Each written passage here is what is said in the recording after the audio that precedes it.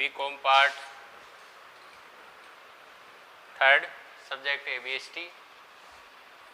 पिछली क्लास में अपन ने क्वेश्चन नंबर 9 तक देख लिया था। आज क्वेश्चन नंबर 10 देखेंगे। 31 मार्च 2010 को समाप्त होने वाले वर्ष के लिए जिंदल स्ट्रिप्स लिमिटेड का आय विवरण निम्नलिखित है। सेल्स है, ऑपरेटिंग एक्सपेंसेज है, ऑपरेटिंग एक्सपेंसेज है 2,40,000। उसमें कह रखा है इंक्लूडिंग, इंक्लूडिंग का मतलब होता है शामिल है। इंक्लूडिंग का मतलब क्या है? शामिल है। 1,20,000 डेप्रिसिएशन, 1,20,000 डेप्रिसिएशन शामिल है 2,40,000 में। मतलब 2,40,000 में 1,20,000 तो डेप्रिसिएशन है और 1,20,000 जो बचा है वो वेरिएबल कॉस्ट है। ठीक है, तो डेप्रिसिएशन क्या है? डेप्रिसिएशन फिक्स कॉस्ट है। ठीक है ना। मतलब ऑपरेटिंग एक्सपेंसेज में दो चीज़ आ गई, एक फिक्स कॉस्ट या ये कह सकते हैं फिक्स एक्सपेंसेज और वेरिएबल एक्सपेंसेज।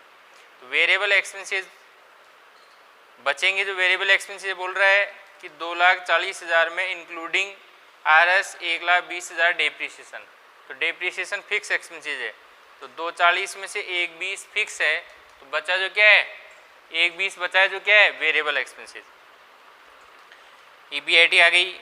इंटरेस्ट दिया हुआ है, इंटरेस्ट आप नीचे भी समझ सकते हैं। 12 लाख रुपए के 10% ऋण पत्र है, तो 12 लाख का 10% कितना हो गया? 1,20,000। वही आपको इंटरेस्ट टेबल में दिया हुआ है।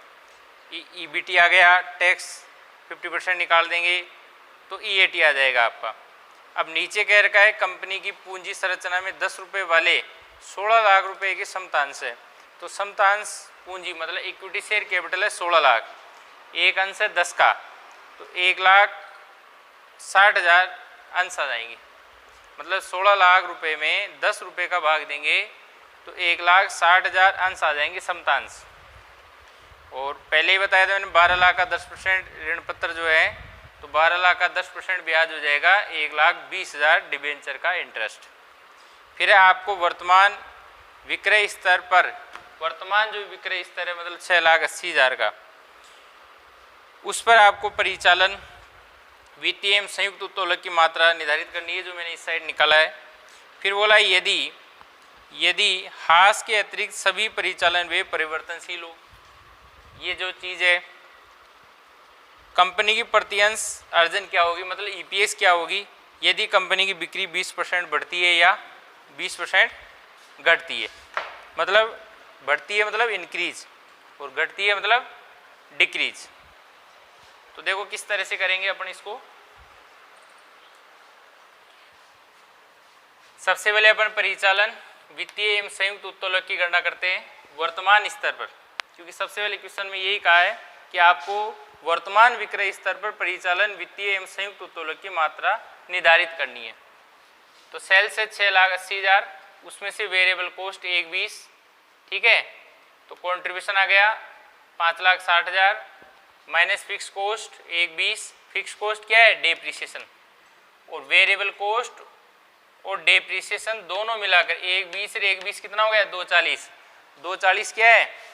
Operating expenses. मतलब ऑपरेटिंग एक्सपेंसेस में दो चीज़ है, क्या क्या?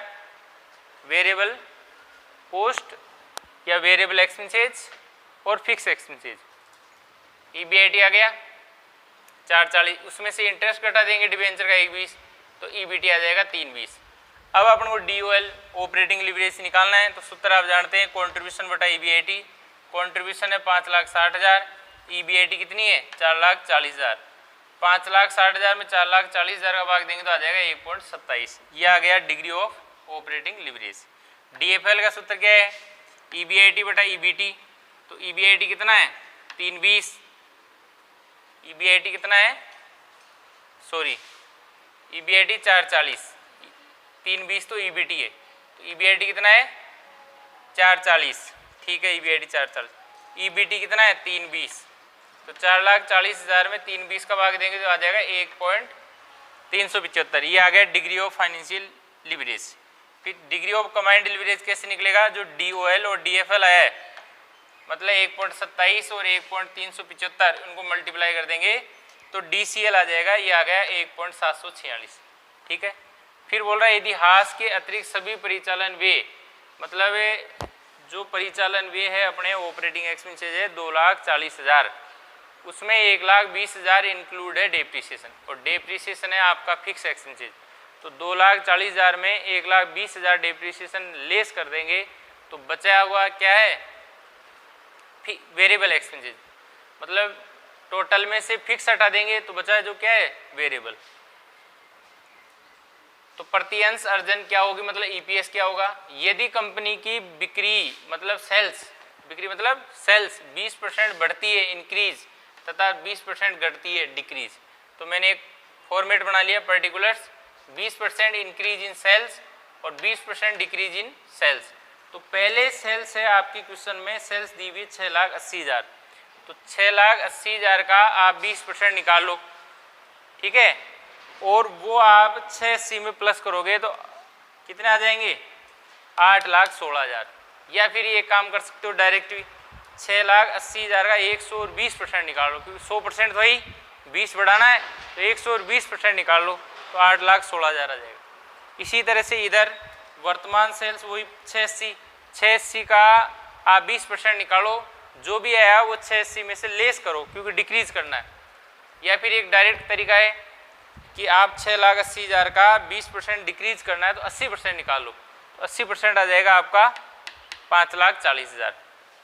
उसके बाद में वेरिएबल कॉस्ट, इसमें क्वेश्चन में भी साफ साफ इसने कहा है, क्या बोला है कि परिचालन व्यय परिवर्तनशील हो तो, मतलब परिचालन व्यय में जो डेप्रिसिएशन हटाने के बाद में जो वेरिएबल एक्सपेंसेस बचे वो परिवर्तनशील है, मतलब बिक्री बढ़ेगी तो वेरिएबल कॉस्ट बढ़ेगी, क्योंकि बिक्री बढ़ेगी तो वस्तु बेचेंगे, और वस्तु बेचेंगे कहाँ से, जब बनाएंगे जब बेचेंगे, अब बनाएंगे तो वेरिएबल कॉस्ट तो बढ़ेगी।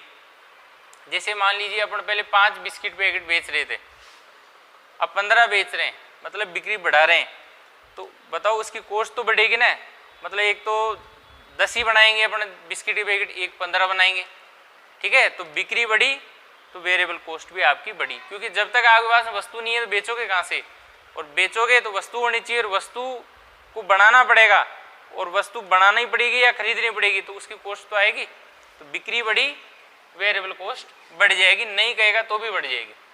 तो वेरिएबल कॉस्ट 1,20,000 है, वैसे 240 है, उसमें 1,20,000 डेप्रिसिएशन है, बचा 1,20,000 वेरिएबल कॉस्ट। तो वेरिएबल कॉस्ट 1,20 का 120% निकालो, मतलब 20% ज़्यादा, या फिर ये करो 1,20,000 का पहले 20% निकालो, जो आया उसको 1,20,000 में जोड़ो तो भी 1,44,000 आ जाएंगे। अब 20% डिक्रीज करना है तो 1,20,000 का या तो 80% निकाल लो, 96,000 आ जाएंगे, या फिर 1,20,000 का पहले 20% निकालो, जो भी आया वो 1,20,000 में से उसको लेस कर दो तो भी 96,000 आपके आ जाएंगे। तो सेल्स में से वेरिएबल कॉस्ट कटाएंगे तो ये आपका कंट्रीब्यूशन आ गया। फिर फिक्स कॉस्ट क्या है, वही डेप्रिसिएशन आपका 1,20,000 वो लेस कर देंगे, तो कंट्रीब्यूशन में से फिक्स कॉस्ट लेस करेंगे तो ईबीआईटी आ जाएगा आपका। फिर उसमें से इंटरेस्ट आपको दिया हुआ है क्वेश्चन में डिवेंचर का, और वैसे भी निकालेंगे तो 12 लाख के डिवेंचर है, 10% ब्याज की दर है, तो 12 लाख का 10% कितना हो गया, 1,20,000, ये आपका इंटरेस्ट आ गया। ईबीआईटी में से इंटरेस्ट यदि अपन घटाएंगे तो आपका ईबीटी आ गया। अब ईबीटी जो भी आया है उसका आपको टैक्स निकालना है 50%, मतलब 4,32,000 का 50% आधा हो जाएगा 216, और 2,08,000 का आधा हो जाएगा 1,04,000 रुपये। ये फिर आपका ईबीटी में से टैक्स लेस करेंगे तो ईएटी आ जाएगा। प्रीपेंसेड डिविडेंड प्रोसीजर में, मतलब प्रारूप में आता है ये, तो है तो लेस कर देंगे, नहीं है तो नील लिख दिया, क्योंकि इसमें नहीं है प्रीपेंसेड डिविडेंड। एक ट्रांसफर टू रिजर्व भी आता है, वो है तो उसको भी अपन लेस कर देंगे, ठीक है। तो ईएटी में से प्रीपेंसेड डिविडेंड और ट्रांसफर टू रिजर्व लेस करने के बाद में जो भी बचता है उसको अपन कहेंगे profit available for equity share holder, equity share holder. तो ये अपना 216 और 1,04,000 आ गया। और नंबर ऑफ इक्विटी शेयर कैसे आएंगे, इक्विटी शेयर कैपिटल में आपको भाग देना है शेयर वैल्यू पर शेयर, शेयर वैल्यू पर शेयर, पीएस का मतलब प्रीफरेंस शेयर नहीं है, पर शेयर, प्रति अंश वैल्यू है 10 रुपये, और इक्विटी शेयर कैपिटल है पूरी आपकी 16 लाख, तो 16 लाख में यदि 10 का भाग देंगे तो 1,60,000 अंश आ गए, कौन से, समता अंश। अब ईपीएस का सूत्र क्या है, अर्निंग पर शेयर का profit available for equity share holder बटा नंबर ऑफ इक्विटी शेयर। तो profit available for equity share holder कितना है 240, नंबर ऑफ इक्विटी शेयर 160, तो 216 में 160 का भाग देंगे तो 1.35 ईपीएस आ गया जब बिक्री को 20% बढ़ाते हैं, इंक्रीज करते हैं। इसमें आपका profit available for equity share holder आ गया 1,04,000, नंबर ऑफ इक्विटी शेयर 1,60,000, 1,04,000 में 1,60,000 का भाग देंगे तो 0.65 आ गया ईपीएस जब बिक्री को 20% कम करते हैं, मतलब डिक्रीज करते हैं। इस तरह से आप एक बार वीडियो देखें और वीडियो देखने से पहले कम से कम 1-2 बार क्वेश्चन को ढंग से पढ़ लें तो आपके समझ में आ जाएगा कि कौन सी चीज़ कहाँ पर लिखी हुई है। और आपको फिर बिना देखे एक बार आपको रफ में करना है और जब कंप्लीट हो जाए तो आप अलग एक फेयर कॉपी रखो, उसमें आप कंटिन्यू सवाल करते जाओ। धीरे धीरे चैप्टर ख़त्म होने वाला है, ठीक है ना। और जो भी मोस्ट जो चैप्टर होंगे वो अपन पहले लेंगे, ठीक है, यूनिट वाइज ले लेंगे। जैसे एक यूनिट मान लीजिए 4 चैप्टर है तो कोई भी 2 या 3 चैप्टर अपन ले लेंगे ताकि एक बार सिलेबस कवर हो जाए। फिर बाद में यदि अपने पास समय बचेगा तो फिर अपन और उसमें से एक्स्ट्रा ले लेंगे, बाकी लेंगे ऐसे ही एक यूनिट में। जैसे मान लीजिए 3 चैप्टर है तो 2 चैप्टर ही उसमें अपन पहले पढ़ेंगे ताकि एक बार कोर्स कवर हो जाए। उसके बाद यदि समय मिलेगा तो अपन जो बचेंगे वो चैप्टर और पढ़ लेंगे। कुल मिलाकर जो भी पढ़ा रहे हैं वो दोबारा नहीं पढ़ाए जाएंगे, ठीक है ना। तो आप तैयारी करते रहें। और आप सोच रहे हो एक दिन में सारी वीडियो देख लेंगे तो आप नहीं देख पाएंगे, अच्छा देख भी लेंगे तो समझ में नहीं आएगा।